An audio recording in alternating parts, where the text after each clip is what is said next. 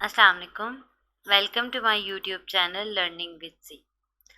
Learning with C में हमने mental health awareness campaign start की हुई है, जिसके अंदर मैं बहुत सी आपको कॉपिंग टेक्निक्स भी सिखा रही हूँ और डिफरेंट काइंड ऑफ एंजाइटी और डिप्रेशन के डिसऑर्डर्स के ऊपर भी हम बात कर रहे हैं।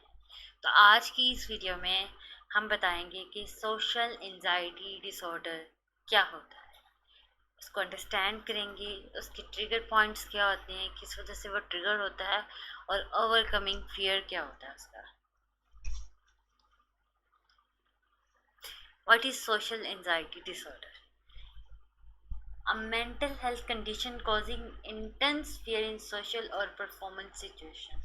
यानी सोसाइटी में आप सब लोगों के सामने जब जाते हैं तो आपको एक अजीब तरह का बहुत ज़्यादा डर होता है, खौफ होता है कि मैं किसी के सामने सही से बात नहीं कर पाऊँगा, या कोई चीज़ परफॉर्म करनी है तो वो नहीं कर पाऊँगा, या अगर मैंने कुछ उल्टा सीधा कर दिया लोग मुझे जज करेंगे, लोग मुझे रिजेक्ट करेंगे, ह्यूमिलेट करेंगे, बेइज्जती कर रहे हैं।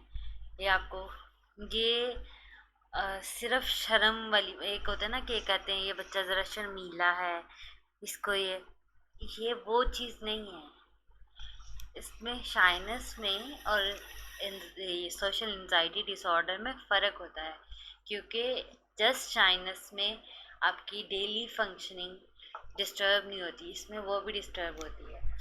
और 250 मिलियन प्लस लोग हैं दुनिया में जो इस डिसऑर्डर का शिकार है। साइंस एंड सिम्टम्स, यानी इसकी क्या क्या अलामतें हो सकती हैं। फिज़िकली होती है रेसिंग थॉट्स, रेसिंग हार्ट, यानी दिल की हार्ट बीट तेज़ हो रही है, स्वेटिंग होना शुरू हो गई है, फिर ट्रैवलिंग हो रही है, नोज़िया और डिजीज। ट्रैवलिंग में आपके हाथ पाँव कांपना शुरू हो गए, फजूल में आपको नहीं पता चल रहा, हो ही जा रहे, कंट्रोल्ड में नहीं है। ये होता है जब किसी को बहुत ज़्यादा टेंशन हो रही हो, एंजाइटी हो रही हो, तो उसके साथ ये चीज़ें हों। इमोशनल स्लैश बिहेवियरल, इसमें क्या होता है, फियर ऑफ सोशल सिचुएशन। वो अवॉइड करते हैं कि लोगों को मिलें, क्योंकि उनको लगता है कि अगर हम लोगों से मिलेंगे, इंटरेक्ट करेंगे तो प्रॉब्लम होगी, और प्रॉब्लम हो ना हो वो उस चीज़ को सोचते रहेंगे, ओवर थिंक करते रहेंगे। यानी कोई इवेंट अगर आज से हफ्ते बाद है तो वो हफ्ता पहले ही शुरू हो जाएंगे उसके बारे में सोचना। ओ, चाहे वो 1 घंटा या आधे घंटे के लिए उसने जाना हो, तो सोचेगा ओ वहाँ जाना है, अच्छा फलां भी आया होगा, ओ उससे ऐसे बात करनी है क्या।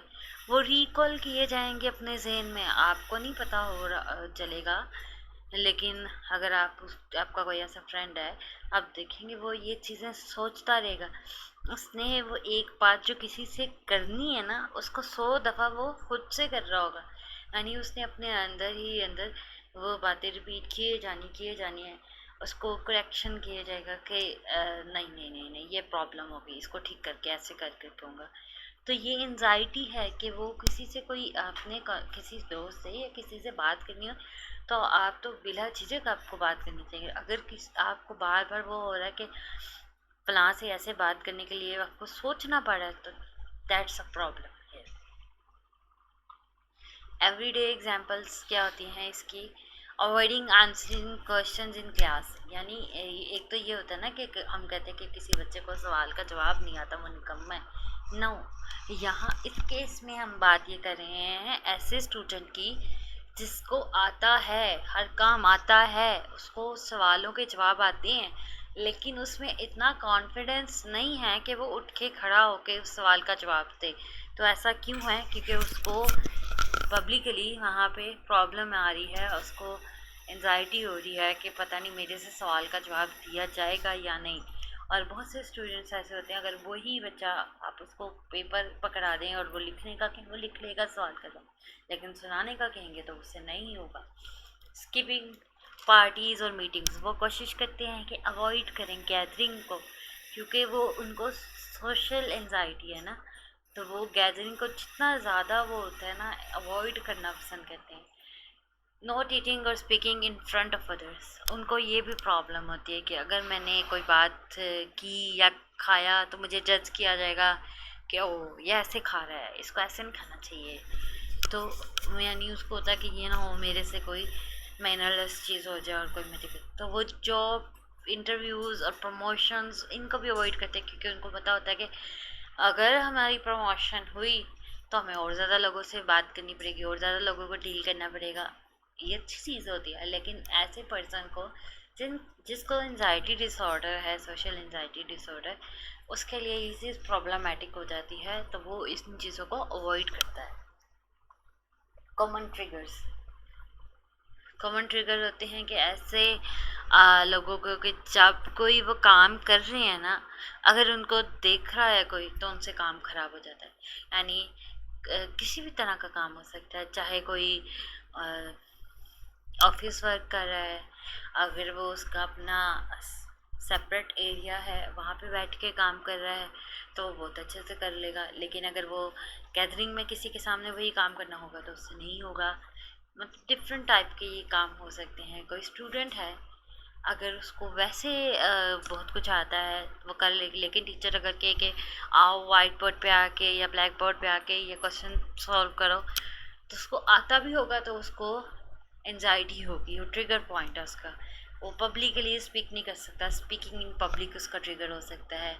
मेकिंग स्मॉल टॉक्स, छोटी बात करना उसके लिए बड़ा मुश्किल होता है। उसको समझ नहीं आ रहा होता कि बात को शुरू कहाँ से करना है और एंड कहाँ करना है। मीटिंग अथॉरिटी फिगर्स, किसी अथॉरिटी वाले पर्सन से मिलना उनके लिए सबसे मुश्किल चीज़ होती है। बीइंग सेंटर ऑफ अटेंशन, अगर किसी जगह पे उनको सेंटर ऑफ अटेंशन बना दिया गया ना कि हर कोई बंदा उनको देख रहा है, तो फिर तो उनके लिए सबसे ज़्यादा प्रॉब्लमेटिक ये चीज़ है, क्योंकि उनको सोशल गैदरिंग्स में जाना जो है वो बेचैनी की कैफियत पैदा कर रहा होता है। वाई डज दिस हैपन, इसकी अब वजूहात क्या हैं। सबसे पहली कोई भी एंजाइटी डिसऑर्डर हो, कोई भी डिप्रेशन डिसऑर्डर हो, स्ट्रेस हो, उसकी फैमिली हिस्ट्री अगर है तो वो प्रॉब्लम करती है। क्योंकि अगर किसी की फैमिली में वो जीन्स हैं तो हमारे ब्रेन का एक एरिया होता है, उस पे वो असरअंदाज होता है, तो वो किसी ना किसी एज में जाके उसका ऑनसेट हो जाता है। यानी अगर कहें कि अगर किसी की फैमिली में स्ट्रेस है, किसी को बाय बर्थ भी हो सकता है, किसी को एट द एज ऑफ 20+, किसी को एट द एज ऑफ 50, और कोई ऐसे भी होते हैं कि उनके अंदर जीन से होती हैं वो सप्रेस होती हैं, वो अपीयरेंट नहीं होती हैं। तो लेकिन अगर किसी की फैमिली में वो हिस्ट्री है तो उसके होने के चांसेस बढ़ जाते हैं। साइकोलॉजिकल क्या होते हैं, किसी पर्सन को किसी वजह से डिग्रेड किया गया है, कि उसको एम्बेरसमेंट हुई है कि किसी ने मुझे, मतलब उसको प्रॉब्लम अगर ये है ना कि मैं सोशली पब्लिकली बोल नहीं पा रहा, तो वो इसकी एक अच्छा इंसान जो पहले सही था, वो बोल रहा था, सब कुछ कर रहा था, लेकिन एक आध दफ़ा उसके साथ ऐसा हुआ कि उसका एम्बेरसिंग मोमेंट आ गया, तो वो फिर बाद में वो उसकी सेल्फ इस्टीम लो हो जाती है, उसका कॉन्फिडेंस लेवल लो हो जाता है, और वो उसको ये होता है कि अगर दोबारा भी मुझे बोलना पड़ा तो हो सकता है मेरे साथ मसला हो। इन्वायरमेंटल भी होता है कि कोई ओवर प्रोटेक्टिव हो या क्रिटिकल अपब्रिंगिंग हो, तो उससे भी जो है सोशल एंजाइटी हो जाती है। Impact on life, difficulty in relationships, क्योंकि उनको दोस्त बनाने में भी मसला होता है। तो वो होता है कि अगर कोई दोस्त हो, अब वो उनको सोच रहे हैं कि पता नहीं है मेरा दोस्त वाकई मेरा सही दोस्त है या नहीं, या ना हो मैं उससे अपना सीक्रेट शेयर करूं और पता चल जाए दूसरे लोगों को भी, तो वो उनके लिए रिलेशनशिप्स को आगे चलाना ही बहुत मुश्किल हो जाता है। रिड्यूस वर्क और एकेडमिक परफॉर्मेंस, उसकी वजह से उन, क्योंकि वो ओवर थिंकिंग कर रहे होते हैं, तो वो जो काम कर रहे होते हैं उस पर भी असर आता है, वो काम उस तरह एफिशिएंटली नहीं कर पाते। और अगर स्टूडेंट हैं तो वो एकेडमिक परफॉर्मेंस उनकी लो हो जाती है, उनके मार्क्स कम आते हैं। अवॉइडेंस ऑफ अपॉर्चुनिटीज़, और वो जो अपॉर्चुनिटीज़ होती हैं, जो मौके उनको मिलती हैं, उसको अवॉइड करते हैं। लोनलीनेस, डिप्रेशन और इमोशनल एग्जॉशन, इसकी वजह से वो, एक तो वो खुद अपने आप को अलग कर रहे होते हैं लोगों से, लेकिन वो अंदर अंदर महरूमी का ये शिकार हो रहे होते हैं कि मैं बिल्कुल अकेला हूँ, बिल्कुल अकेला, कोई मेरा अपना नहीं है जो मुझे समझ सके, जबकि वो खुद ही किसी से बात शेयर करने से पहले डर रहे होते हैं कि पता नहीं बात करनी चाहिए या नहीं करनी चाहिए। तो उनकी लाइफ पे बहुत ज़्यादा बुरा असर पड़ता है। How wide spread is social anxiety globally?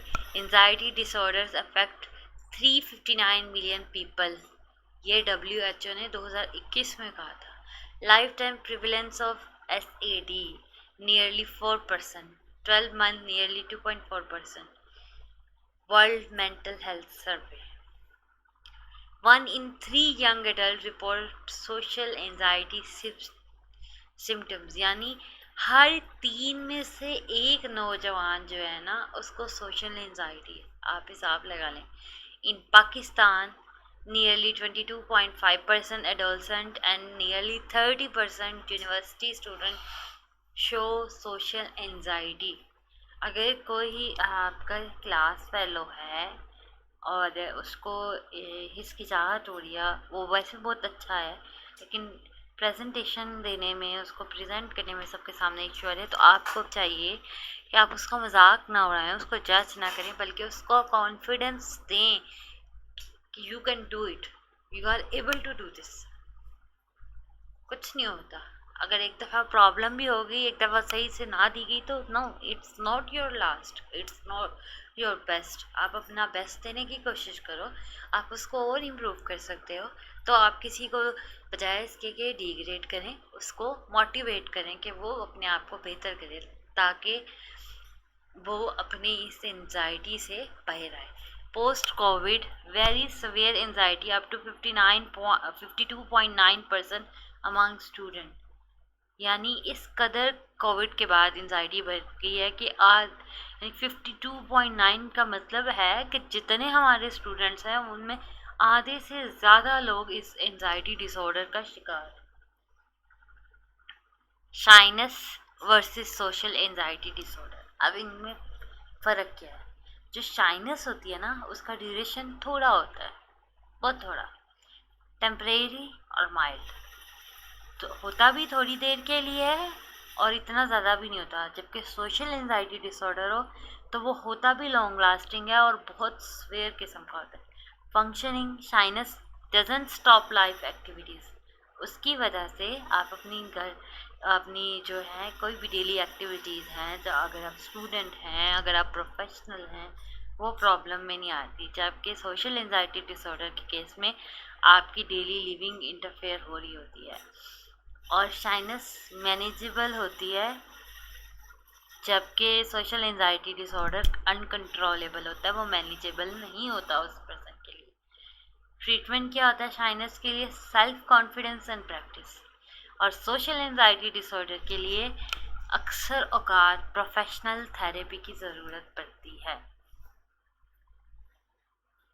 Effective treatments, सबसे बेहतरीन ट्रीटमेंट किसी भी एंजाइटी डिसऑर्डर का CBT है, कॉग्निटिव बिहेवियरल थेरेपी।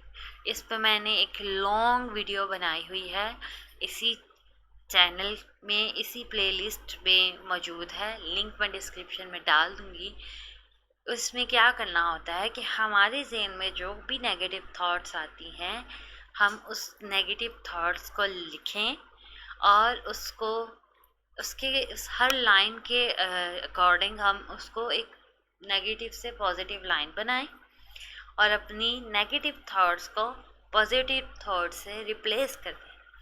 तो ये अगर हर किसी के लिए इफेक्टिव नहीं होता, यानी ये कह लें कि इससे 60 to 70% लोग ठीक हो जाते हैं, क्योंकि कुछ लोग के लिए अपनी नेगेटिव थॉट्स को पॉजिटिव बनाना बहुत मुश्किल हो जाता है। तो अगर कोई बहुत सिवियर केस होता है ना, तो उसमें ही होता है, तब आपको एक थेरेपिस्ट की ज़रूरत होती है। लेकिन नॉर्मली जो बहुत ज़्यादा एंजाइटी में या बहुत ज़्यादा डिप्रेशन में नहीं गया होता, वो पर्सन CBT के ज़रिए ठीक हो सकता है। सबसे बेहतरीन थेरेपी ये है। Exposure therapy face fears gradually, ये इसका मतलब ये है कि आप एक्सपोजर करें, ये नहीं कि अगर आपको सोशल एंजाइटी डिसऑर्डर है तो आप सोशल गैदरिंग अवॉइड करें। आप आहिस्ता आहिस्ता शुरू करें, यानी पहले अगर आपका 5 लोगों में बैठना मुश्किल है तो 5 लोगों में बैठना आसान करें, फिर 10 में, फिर 20 में, फिर आगे बढ़ते जाएं। ये नहीं कि आप एकदम से इतना ज़्यादा एक्सपोजर दें कि आप 100 लोगों के पास जाके कहें कि मैं बोलूँगा। नो, स्टेप बाय स्टेप चलें। और अगर किसी का बहुत ज़्यादा ये बढ़ गया हो ना डिसऑर्डर कि वो सीबीटी से और बाकी टेक्निक से ठीक नहीं हो रहा है, तो डॉक्टर्स मेडिकेशंस की तरफ जाते हैं जो कि एंटी एंजाइटी ड्रग्स या सेरोटोनिन इम्प्रूव करने के लिए, जो कि हमारा एक हार्मोन होता है खुशी प्रोड्यूस करने वाला, उसके लिए होता है। Group therapy, safe social practice, self help strategies, इसमें क्या होता है, आप डीप ब्रीदिंग कर सकते हैं, माइंडफुलनेस कर सकते हैं। माइंडफुलनेस पे और ब्रीदिंग टेक्निक्स पे भी मैंने लॉन्ग वीडियो बनाई हुई है, वो आप ज़रूर देखिएगा, उससे आपको अच्छे से पता चलेगा आपने कैसे। चैलेंज नेगेटिव सेल्फ टॉक, सबसे ज़्यादा अगर आप लॉनली बैठे होंगे तो आप फारिग बैठ के सोचे जा रहे होंगे और आप अपने आप से नेगेटिव बातें करेंगे, तो उसको चैलेंज करें। Take small steps socially, healthy routine, good sleep, limit caffeine, caffeine का इंटेक कम से कम करें, ये भी एंजाइटी और डिप्रेशन को ट्रिगर पॉइंट होता है, ये बढ़ाता है। नींद अपनी पूरी लें, अगर आपको नींद सही से नहीं आएगी, नींद आप पूरी नहीं लेंगे तो फिर भी आपका एंजाइटी और डिप्रेशन इंक्रीज होगा। रिवार्ड स्मॉल प्रोग्रेस, अगर आपको छोटी छोटी एक दिन में अगर आपने कोई एक अपने अंदर अच्छी तब्दीली महसूस की है, या जैसे आपके पास अगर दिन में फॉर एग्जांपल 100 नेगेटिव थॉट्स आती हैं, उनमें से अगर आप 5 भी, बाहर लगेगा कि 95 तो हैं अभी जो नहीं पॉजिटिव हुई, लेकिन 5 अगर आप पॉजिटिव करने में कामयाब हो गए हैं, तो इस बात को अपने आप को अप्रिशिएट करें, अपने आप को इसका इनाम दे के वाह मैंने कर लिया। क्योंकि अगर आप थोड़ा थोड़ा करना शुरू करेंगे, एक भी रोज़ का करेंगे, तो 100 दिन चाहे लगे, आपका आहिस्ता आहिस्ता इम्प्रूवमेंट आएगी। और लाजमी नहीं है कि अगर आप शुरू में एक एक कर रहे हैं तो बाद में भी आप एक एक करेंगे, हो सकता है आपके अंदर इतनी इम्प्रूवमेंट आ जाए कि आप आहिस्ता आहिस्ता इस चीज़ को और बेहतर करना शुरू हो जाएं। Final take away, social anxiety is real, common and treatable. Common भी है, असल में लोगों के साथ होता भी है, लेकिन ट्रीटेबल है, एक काबिल इलाज है। Healing begin with understanding fear, आपको जब अपने मसले की जड़ पता चल जाए ना कि क्या आपको किस चीज़ का बेसिकली खौफ है, इस वजह से आपको प्रॉब्लम आ रही है, तो फिर आपकी हीलिंग जर्नी भी स्टार्ट हो जाएगी। You are not alone, help is available, आप दुनिया में अकेले नहीं हैं, आपके लिए हेल्प मौजूद है। सबसे पहले तो आपके घर वाले आपकी हेल्प के लिए मौजूद हैं, आप उनसे डिस्कस करें। अगर कोई स्टूडेंट एज में है और उसके पेरेंट्स हैं, तो सबसे बेहतरीन हल ये है कि अपने वालिदैन को बताए कि मेरे साथ ये इशू है, क्योंकि आपका कोई और हो ना हो, आपके वालिदैन से सगा आपका कोई नहीं होता। आप उनसे डिस्कस करें, हो सकता है घर में घर वालों की हेल्प से आप वैसे ही ठीक हो जाएं, घर वाले आपके साथ जो प्यार और मोहब्बत का सलूक करें उसी से ठीक हो जाएं। अगर आपको ये चीज़ों से ना फ़र्क पड़ रहा हो, बहुत ज़्यादा आप नेगेटिव साइड पे चले गए, बहुत ज़्यादा एंजाइटी में आगे चले गए, तो फिर भी कोई मसला नहीं है, तब माहिर नफ्सियात मौजूद हैं, आप किसी अच्छे क्लिनिकल साइकोलॉजिस्ट के पास जाएं, थेरेपी सेशंस लें और आप ठीक हो जाएंगे। रिकवरी पॉसिबल है, ये काबिल इलाज इशू है, ऐसा नहीं है कि इसका इलाज नहीं हो सकता। यहाँ पे मेरी वीडियो ख़त्म होती है। अगर आपको मेरी वीडियो पसंद आई हो तो इस वीडियो को लाइक करें, इस चैनल को सब्सक्राइब करें और इस वीडियो को ज़्यादा से ज़्यादा लोगों तक शेयर करें और मेरी मदद करें कि लोगों तक ये अवेयरनेस पहुँच जाए। क्योंकि हो सकता है जो वीडियो देख रहे हैं आपको इसकी ज़रूरत ना हो, लेकिन बहुत से लोग ऐसे हैं जिनको इसकी ज़रूरत होगी। तो आइए मेरे साथ मिलिए, इस कैंपेन का हिस्सा बनिए और इसको ज़्यादा से ज़्यादा लोगों तक शेयर कीजिए। अब तो मुझे इजाज़त, मिलते हैं नेक्स्ट वीडियो में, तब तक के लिए अल्लाह हाफ़िज़, अस्सलाम वालेकुम।